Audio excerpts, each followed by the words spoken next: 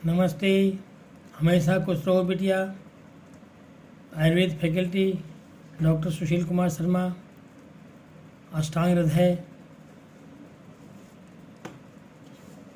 तर्पण पुटपाक, तर्पण पुटपाक अध्याय, तर्पण पुटपाक अध्याय के बारे में बताया है। पुटपाक की विधि इसमें बताई गई है। तर्पण और पुटपाक किसे कहते हैं?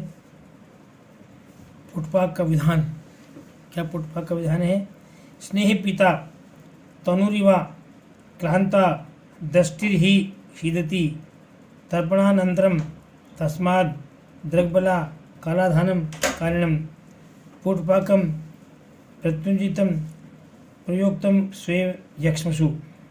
पुटपाक का विधान क्या है कि स्नेह पी हुई दृष्टि थककर शिथिल बन जाती है। जिस प्रकार से स्नेह तनुरिवा मतलब स्नेह पीने के बाद में जिस प्रकार से व्यक्ति शिथिल हो जाता है, उसी प्रकार से पुटपाक करने के बाद मतलब ये है जिस प्रकार से स्नेहपान से थकित हो जाती है, उसी प्रकार से आंखें भी शिथिल हो जाती है। क्लांता दृष्टि भी शिथिल हो जाती है।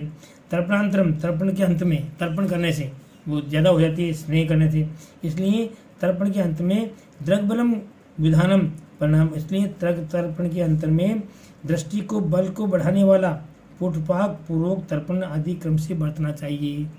तो इन्होंने बताया कि जिस प्रकार से स्नेह पान करने पर व्यक्ति में शिथिलता आ जाती है, स्नेह पान करो तब, उसी प्रकार से तर्पण करने से आंखों में शिथिलता आ जाती है। तो शिथिलता को दूर करने के लिए और आंखों में दृढ़ बल यानी आंखों में वापस पुनः बल प्रदान करने के लिए पुटपाक का प्रयोग करना चाहिए। पुटपाक का विधान इसलिए बताया है। वातादि में स्नेहादि का पुटपाक, वातादि में स्नेहादि का पुटपाक बताया इन्होंने कि सवाते स्नेहनम श्लेष में सहितम लेखनो हृदय। अब कौन कौन से रोग में कौन कौन सा वो करना चाहिए उसके बारे में बताया इन्होंने कि सवाते स्नेहनम, अगर वात रोग है तो स्नेहन पुटपाक करें। श्लेष में सहितम लेखनो हृदय, और श्लेष में सहित यानी श्लेष में सहित, वात रोग में वात के साथ श्लेष्मा है, वात के साथ कफ अगर साथ में है तो लेखनो हितम, लेखन पुटपाक हित है। द्रग बल्यम अनिलम पित्ते रक्ते स्वस्थम प्रसादनम, और अगर मान लो द्रग दौर्बल्य यानी आंखों की दृष्टि दौर्बल्य है, अनिल यानी वात रोग है, पित्त रोग है, रक्त से पीड़ित है, स्वस्थ है, और स्वस्थ व्यक्ति में प्रसादन पुटपाक का प्रयोग करना चाहिए। इस प्रकार से अलग अलग पुटपाक का इन्होंने वर्णन बता गया है। स्नेहन पुटपाक की कल्पना कैसे करनी चाहिए? अब पुटपाक जो बताया इन्होंने, स्नेहन रोपण और वो उसके बारे में स्नेहन लेखन और प्रसादन, 3 प्रकार का पुटपाक है। इनमें अलग अलग औषधि की कल्पना की गई है कि कौन कौन सी औषध किस किस पुटपाक में प्रयोग करना चाहिए। उसके बारे में बताया है कि भूसय प्रसया आनूप मेदो मज्व वसा आमिषम स्नेहनम पैसा पिष्टिर जीवने अस्यम कल्पित। मतलब अगर आपको स्नेहन पुटपाक बनाना है तो स्नेहन पुटपाक कैसे बनाया जाएगा, उसकी औषध के बारे में बताया इन्होंने कि भूसे का मतलब बिले से, बिल में रहने वाले मेंढक और गोह आदि, प्रसय यानी गाय और गधा आदि, अनूप यानी भैंस और सूकर आदि, ऐसे ये इनकी क्या करना चाहिए, इनकी मेद मज्जा वसा मिसे, इनकी मेद मज्जा वसा और मांस से इन सब प्राणियों के मेद वसा मज्जा और मांस को लेकर के स्नेहनम पैसा पृष्टि जीवनिम कल्पित, जीवनीय गण की औषधियों को, जीवनीय गण की जो औषधि बताई गई है उन औषधियों को पैसा यानी दूध के साथ पीस करके उसके साथ स्नेहन पुटपाक बनाना चाहिए। मतलब वो विलय से, प्रसय और आनूप देश के पशु पक्षियों के मांस रस से वसा उनके साथ मिला करके जीवनी गण की औषधियों को दूध में पीस करके उसके साथ स्नेहन पुटपाक की द्रव्य बनानी चाहिए, औषध बनानी चाहिए। अब लेखन पुटपाक की औषध कैसे बनानी चाहिए कि मृग पक्षी क्रम मांसम मुक्ता आयस्य ताम्र सैंधवई स्रोतो जयन शंख फेन अनिल लेखनम मस्तुक कल्पितई। और लेखन पुटपाक की कैसे बनानी चाहिए उसके लिए लिखा है कि जांगल पशु मृग पक्षियों के यकृत मांस से, मुक्ता से, लोह से, ताम्र से, सैंधव से, शोतंजन से, शंख से, समुद्र फेन से, हड़ताल से और इनको मस्तु के साथ पेश कर, उसको दूध के साथ पेश कर, इसको मस्तु यानी दही का पानी होता है वो मस्तु के साथ पेश कर कल्क बना करके लेखन पुटपाक बनाना चाहिए। लेखन की औषधि बनानी चाहिए। प्रसादन पुटपाक कैसे बनाना चाहिए? मृग पक्षी क मृद ज्वर आंत्र हृदय आमिषम मधुरई सघृतम स्तन्य क्षीरम पिष्टि प्रसादनम। और मृग पक्षियों की यकृत, मज्जा, वसा, आंत्र, हृदय और मांस से तथा मधुर यानी काकोल आदि गणों की औषधियों को घी के साथ यानी घी के साथ सघृतई घी के साथ पीस करके और स्त्री और गाय के दूध के साथ पीस करके प्रसादन पुटपाक बनाना चाहिए। स्त्री या गाय के दूध के साथ पीस करके घी के साथ पीस करके प्रसादन पुटपाक बनाना चाहिए। तो तीनों प्रकार के रोगों में अलग अलग प्रकार की औषधि से पुटपाक बनाना चाहिए। अब पुटपाक कल्पना बना तो लिया अपने पुटपाक औषधि, अब पुटपाक कल्पना कैसे बनाई जाए? पुटपाक मतलब पुटपाक में क्या होता है कि पुट दे करके औषधि का रस निकालना, वो पुटपाक कहलाता है। तो पुटपाक कैसे दिया जाए उसकी विधि इन्होंने बताई है कि पुटपाक की कल्पना कैसे करें। तो पुटपाक कल्पना के लिए बताया इन्होंने कि बिल्व मात्रम पृथकम पिंडम मांस भेषज कल्कियो उरु वट हम भोजपत्रई सिंहादिशु क्रमात्। मतलब इन्होंने बताया कि पुटपाक की विधि क्या है कि मांस और औषध के कल्क बिल्लु मात्रम पृथकम पिंडम मांस भेषज कल्कियो कि मांस और औषध के कल्क को अलग अलग एक एक पल, एक एक बिल्व मात्रा नहीं एक एक पल की मात्रा में पिंड रूप में लेकर इनको स्नेहन पुटपाक के लिए मतलब अलग अलग पुटपाक के लिए अलग अलग पत्रों में इनको लपेटना चाहिए। तो स्नेहादिशु क्रमात् में किस तरह से कि स्नेहन पुटपाक के लिए एरंड पत्तों में, उरुम्बक के पत्तों में, और लेखन पुटपाक के लिए बरगद के पत्तों में, और प्रसादन पुटपाक के लिए कमल के पत्तों में लपेट लें। कमल के पत्तों में इनको लपेट करके रख लें। इसके बाद में क्या करें कि वेशयित्वा मृदा लिप्तम इसको लपेट करके इसको पत्रों में लपेट करके इसको सूत्र से बांध लें और बांध के मृदा लिप्तम, मृदा यानी मिट्टी की 2 परत, मिट्टी की 3 परत इसके ऊपर कर लें। एक मिट्टी की परत कर लें काली मिट्टी, फिर सूख जाए दूसरी मिट्टी की परत कर लें, फिर मृदा को 3 बार इसको मिट्टी को लेप करें इसके ऊपर और मृदा लिप्त करके के धव धनवन गोमयम और धव और धनवन की लकड़ियाँ और गोमय यानी गोबर के कंडे इसकी आंच में इसकी अग्नि में इसको पचेद प्रदीप्तम इसको पचाना चाहिए। प्रदीप्त यानी इसको आग में इसको गर्म करना चाहिए, प्रदीप्त करना चाहिए। कैसे?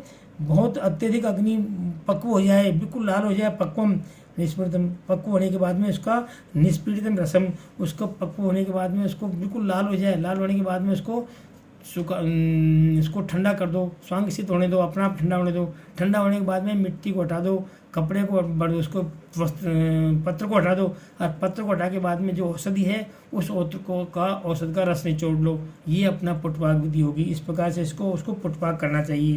तो इसमें क्या है, लपेट करके ऊपर काली मिट्टी का लेप करके 2 उंगल मोटी लेप चढ़ाएं।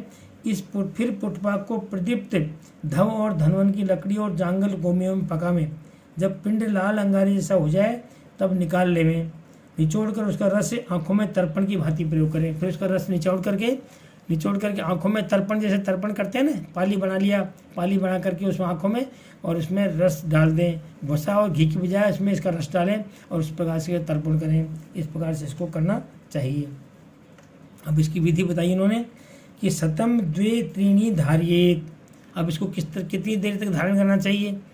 लेखन स्नेहन अंत्यासु मतलब लेखन पुटपाक को 100 मात्रा तक, स्नेहन पुटपाक को 200 मात्रा तक और प्रसादन पुटपाक को 300 मात्रा तक धारण करना चाहिए। मतलब लेखन पुटपाक की औषधि है तो 100 तक गिने तब तक धारण करें, स्नेहन पुटपाक को 200 तक गिने तक धारण करें और प्रसादन पुटपाक को 300 गिनने तक 300 मात्रा तक धारण करना चाहिए। ये उन्होंने बता दिया है। आगे कोष्णम पूर्वो हितो हिमो अपरय, और इन्होंने औषधि बता दी है कि औषधि भी कैसी रखनी चाहिए कि कोष्णो पूर्व की 2 में कोष्ण मतलब पूर्व की मतलब इसमें स्नेहन और लेखन, स्नेहन सबसे पहले फिर लेखन है। स्नेहन और लेखन पुटपाक में कोष्ण होनी चाहिए, मतलब कुछ हल्की गर्म होनी चाहिए औषधि। हिमो अपर है, और अगर प्रसादन पुटपाक में करनी है तो हिम यानी शीतल औषधि का प्रयोग इसमें करना चाहिए। लेखन पुटपाक के बाद क्या कर्तव्य होंगे उसके बारे में बताया इन्होंने कि धूमो पांते तयोर एवं योगस्तत्र तृप्तिवत तर्पणम पुटपाकम च नश्चार नहीं योजित। यावंत अवनी इन्होंने बताया है कि स्नेहन और लेखन पुटपाक में पीछे धूमपान करना चाहिए, दोनों पुटपाक करो, धूमपान करो, प्रसादन के बाद नहीं करना चाहिए। मतलब स्नेहन और लेखन में करना चाहिए, प्रसादन के बाद नहीं करना चाहिए। और तर्पणम पुटपाकम नश्चार्थ नियोजित, और पुटपाक के सम्यक योग, अतियोग और अयोग लक्षण तर्पण की भांति ही जानना चाहिए। तर्पणम पुटपाकम तर्पणम पुटपाक मतलब इसके तृप्ति उसी प्रकार से इसके वो मानने चाहिए। और नश्चार्य नहीं, और नश्य के जो अयोग्य व्यक्ति हैं, नश्चार्य नहीं योजित मतलब जो व्यक्ति नश्य के अयोग्य हैं, उन सब व्यक्तियों को तर्पण और पुटपाक नहीं देना चाहिए। नश्चार्य मतलब नश्य के जो अयोग्य व्यक्ति है उनमें तर्पण और पुटपाक को नहीं बरतना चाहिए, मतलब उनको ही करना चाहिए जो नश्य के योग्य हों। आगे लिखा है यावन अहनि युंजितम द्विस्तता हित भाग भवेद, और जितने दिन इसका प्रयोग करें उसके दुगने दिन तक आपको हित भाजन यानी उसके हित सेवी का प्रयोग करें, मतलब उसके परहेज का प्रयोग करें। जितने दिन इसका प्रयोग करें उसके दुगने दिन तक आप परहेज रखें इसका, ठीक है।